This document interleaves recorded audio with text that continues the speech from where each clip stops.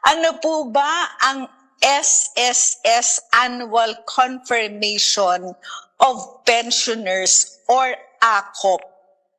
Yung ating annual confirmation of pensioner po o yung ACOP na program po, ito po ay isang programa po ng SSS na kung saan yung ating mga pensioners ay taunang pong nagre-report sa SSS upang masiguro po natin na tuloy-tuloy pa rin yung pagbabayad ng kanilang buwan ng pensyon na alinsunod po sa Social Security Act of 2018.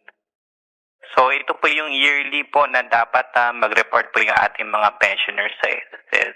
So, That is it's a yearly requirement reporting. po? Opo. Oo, requirement po yan?